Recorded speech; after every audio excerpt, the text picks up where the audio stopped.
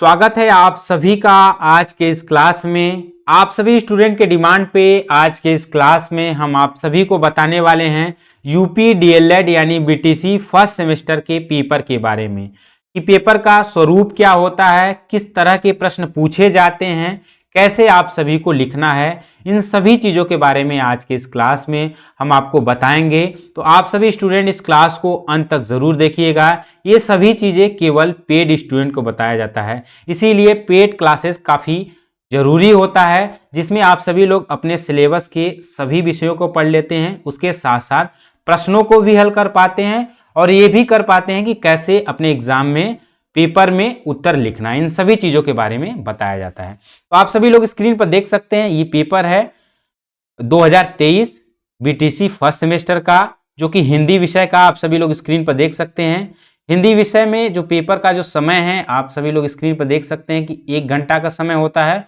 पूर्णांक यानी जो टोटल नंबर है 25 नंबर का होता है। यहाँ आप सभी लोगों को अपना अनुक्रमांक और नाम लिखना होता है। इसमें निर्देश दिया होता है, निर्देश आप सभी लोग पढ़ के ही जो है पेपर को हल करेंगे।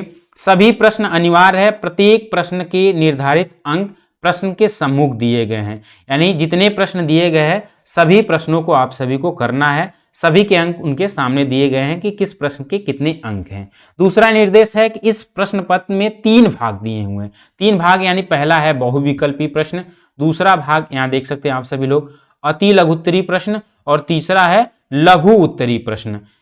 ठीक है, ये क्या है, ये 3 भाग दिए गए हैं जिसका उसको आंसर लिखना है। इसमें दिया है कि लघु उत्तरी जो प्रश्न है उसके आंसर लगभग 30 शब्दों में देना है, और जो लघु उत्तरी प्रश्नों के उत्तर जो है वो 50 में। ठीक है, ध्यान रखेंगे जो अति लघु उत्तरी है उसके 30 शब्दों में आंसर देना है, और जो लघु उत्तरी प्रश्न है उसके आंसर जो है उत्तर जो है 50 शब्दों में देना है। अब यहाँ देख सकते हैं पहला जो भाग है कितने भागों में आता है, 3 भाग में। ये हिंदी विषय का है, आप सभी लोगों ने देखा। वस्तुनिष्ठ प्रश्न यानी बहुविकल्पी जो प्रश्न है कितने पूछे जाते हैं, आप देख सकते हैं यहाँ दिया हुआ है 5 प्रश्न आते हैं आपके एग्जाम में। ठीक है, तो पहला दिया हुआ है मूल स्वर है। ठीक है, इस टाइप के आपके एग्जाम में प्रश्न आएगा। तो कैसे लिखना है यहाँ देख सकते हैं, हम आप लोगों के लिए एक पेज भी ऐड किए हैं ताकि आप लोग इसका आंसर दे पाए। इस तरह के आप जो है प्रश्न लिख देंगे। प्रश्न नंबर 1, ठीक है, उसका उत्तर लिख देंगे। पहला प्रश्न दिया है कि मूल स्वर हैं, उत्तर में क्या लिखेंगे, इसका सही आंसर क्या होगा। यहाँ चारों विकल्प आपको नहीं लिखना है, केवल आंसर लिखना है। तो मूल स्वर क्या है, यानी इसका सही आंसर होगा अ, ई, उ और री। इसके उत्तर में सीधा सीधा आप क्या लिख देंगे, अ, ई, उ और री। ठीक है, ये काफी इंपॉर्टेंट है। तो क्या होगा, ये आंसर होगा और एक नंबर आपको पूरा मिल जाएगा।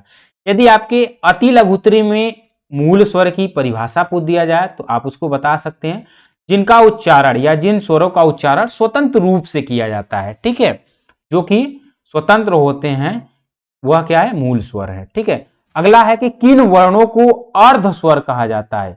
बहुविकल्पी का दूसरा प्रश्न है, प्रश्न नंबर 2, आप सभी लोग स्क्रीन पर देख सकते हैं। तो य और व, ये 4 विकल्प आप सभी के सामने दिए जाएंगे। ठीक है, आपके सेमेस्टर में जितने भी विषय होंगे आपके वस्तुनिष्ठ प्रश्न पूछे जाते हैं। दूसरा अति लघु उत्तरी, तीसरा लघु उत्तरी, ये 3 भाग जरूर होता है। ठीक है, बहुविकल्पी में 4 ऑप्शन होता है जिसमें से एक सही होता है। तो केवल आपको न तो प्रश्न लिखना है न 4 विकल्प लिखना है। मैंने आप सभी को यहाँ बताया केवल आपको प्रश्न के बाद उत्तर लिखना है, यानी जो ऑप्शन सही है। ठीक है, प्रश्न नंबर 2, उसके बाद जो ऑप्शन सही है, यानी य और व। इस टाइप आप इस तरह से आप लिख देंगे तो आपको पूरा यानी 1 अंक मिल जाएगा।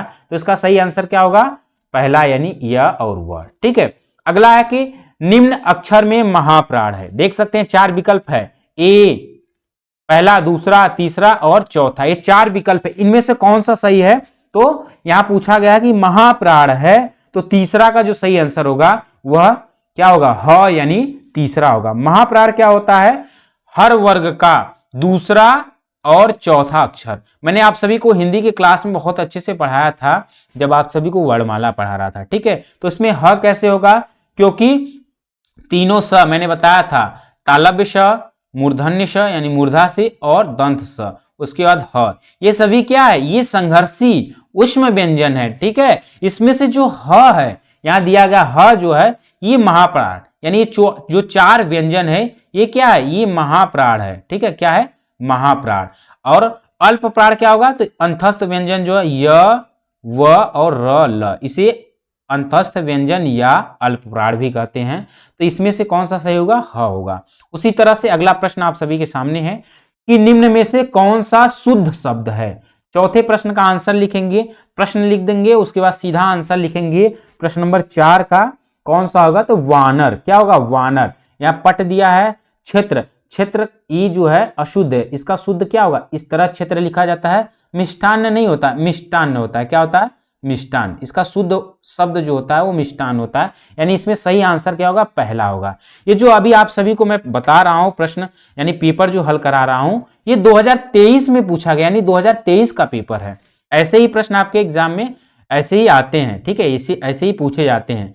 ठीक है, इस तरह से आप लोग पढ़ लेंगे तो अपने एग्जाम में अच्छा नंबर लाएंगे और प्रश्नों का आंसर बिल्कुल सटीक दे पाएंगे। इसमें ज्यादा घुमाना फिराना नहीं होता है, सीधा सीधा आंसर देना होता है। जंगम का विलोम शब्द क्या है, तो सीधा आंसर देंगे 5 का, इसका सही आंसर होगा अस्थावर, यानी दूसरा होगा। जंगम का होता है जो चल सकता है, एक स्थान से दूसरे स्थान तक जा सकता है। अस्थावर यानी जो स्थिर रहता है, यानी इसका सही आंसर होगा दूसरा।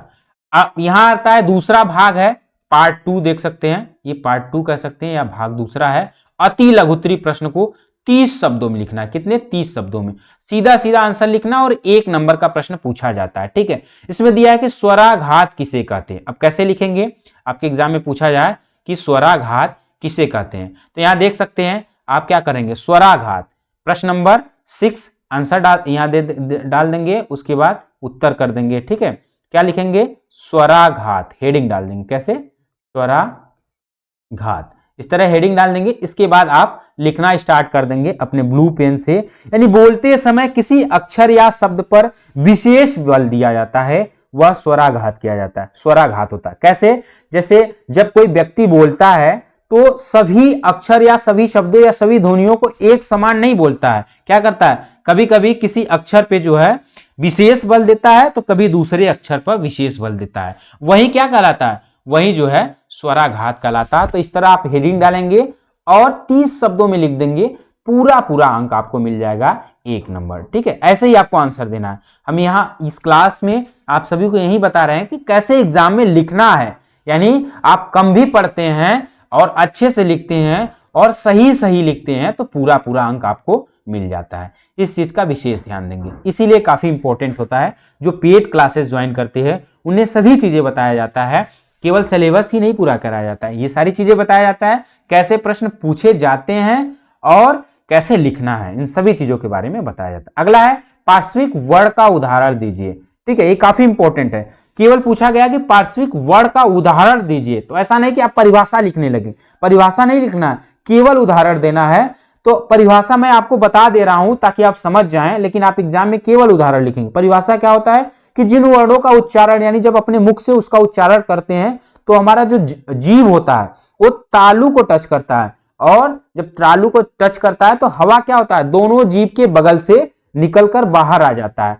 तो ऐसे वर्ण जो है क्या कहलाते हैं, ऐसे वर्ण पार्श्विक वर्ण कहलाते हैं। जैसे क हुआ, ख हुआ, ग हुआ और घ। उसी प्रकार से च, छ, ज, झ। ठीक है, हर वर्ग का 4 वर्ण। ठीक है, ये क्या कहलाते हैं, पार्श्विक वर्ण। केवल उदाहरण देना, परिभाषा नहीं लिखना, ऐसे क्या होगा, पूरा पूरा अंक मिलेगा। यही आपका एग्जामिनर चेक करते हैं। ठीक है, घुमाना फिरा नहीं होता। अगला क्या है, लिपि को परिभाषित करिए। अब यहाँ क्या है, लिपि को परिभाषित करना है, यानी लिपि की परिभाषा देना है। कैसे परिभाषित करेंगे, लिपि क्या होता है, तो सीधा सीधा वही है जैसा कि मैंने आप सभी को बताया। लिखना कैसे है, तो आप लिखेंगे लिपि, केवल लिपि लिख देंगे, उसके बाद आप उसकी परिभाषित करेंगे। लिपि को लेखन भी कहा जाता है, यानी इस प्रणाली का अर्थ क्या होता है कि किसी भी भाषा का लिखावट या लिखने की ढंग क्या होता है, लिपि होता है। यानी ध्वनियों को लिखने के लिए जिन चिन्हों का प्रयोग करते हैं, क्या होता है, हम ध्वनि को लिखते हैं, लिखने के लिए जिन चिन्हों का प्रयोग करते हैं वही लिपि होता है। इस तरह लिख देंगे, क्या होगा, तो हमने क्या कर दिया, लिपि को परिभाषित कर दिया। हमें क्या होगा, 1 अंक पूरा पूरा मिल जाएगा। अगला है कि आर एवं उन्नति का विलोम लिखिए। ये काफी इंपॉर्टेंट है। अब 1 नंबर का प्रश्न है, अब इसे कैसे लिखेंगे, तो देखिए इसको लिखने के लिए आप क्या करेंगे, एक तरफ आप ऐसे लिख देंगे शब्द, एक तरफ लिख देंगे विलोम शब्द, ठीक है। अपने कॉपी में लिखेंगे एक तरफ शब्द, दूसरी तरफ विलोम शब्द। अब यहाँ बीच में से आप लाइनिंग कर देंगे, ठीक है।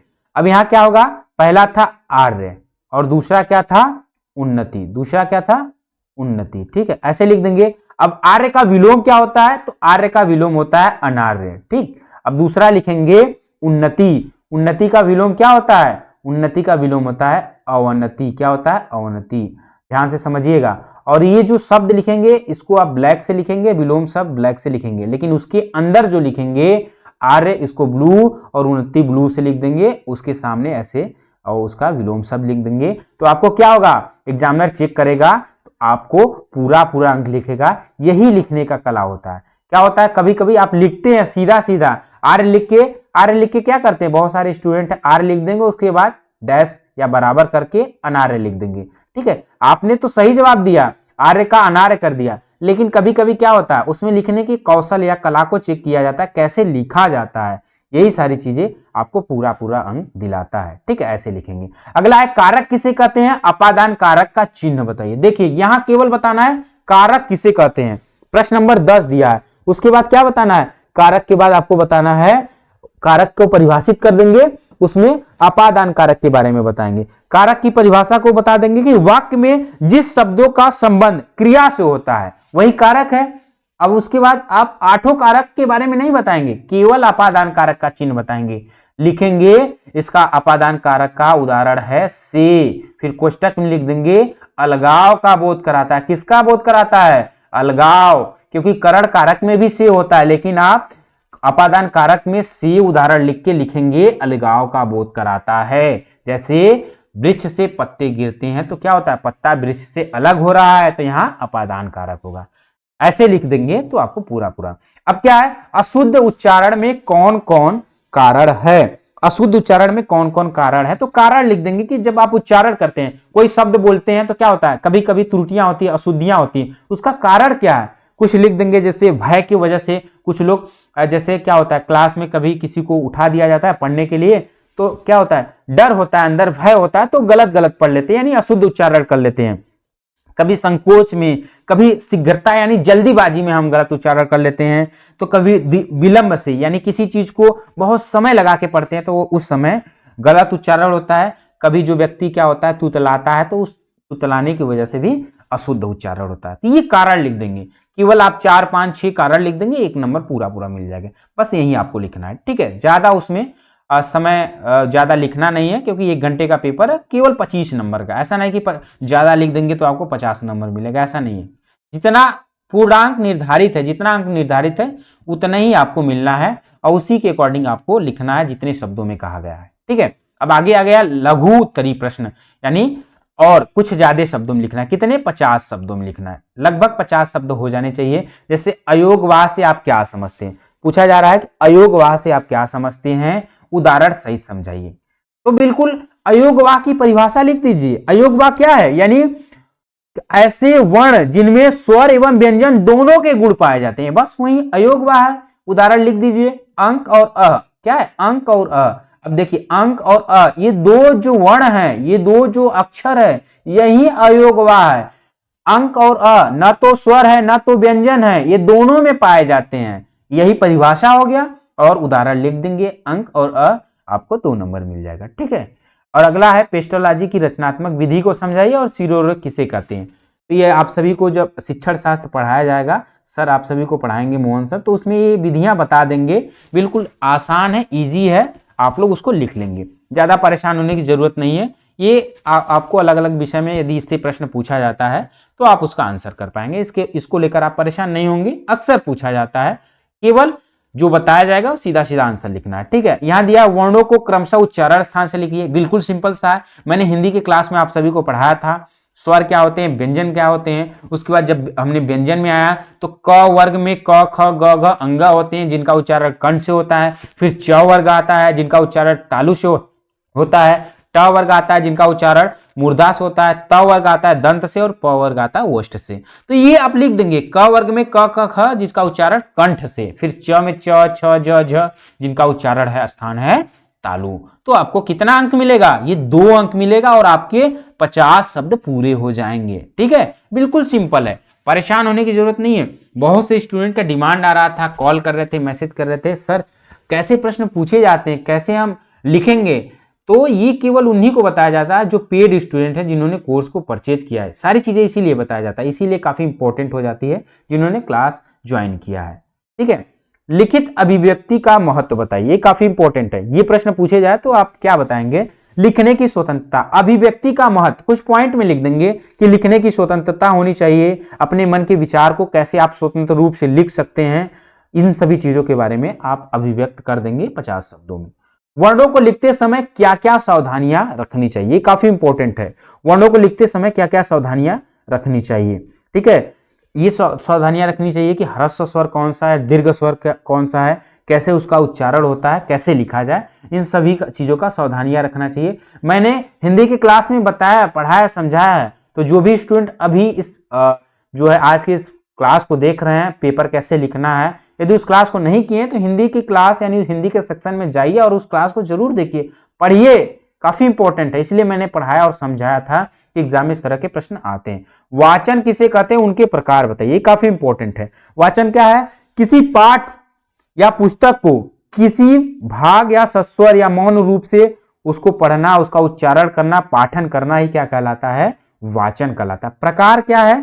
तो बिल्कुल सिंपल सा है, उसके प्रकार कई प्रकार है। जैसे क्या है?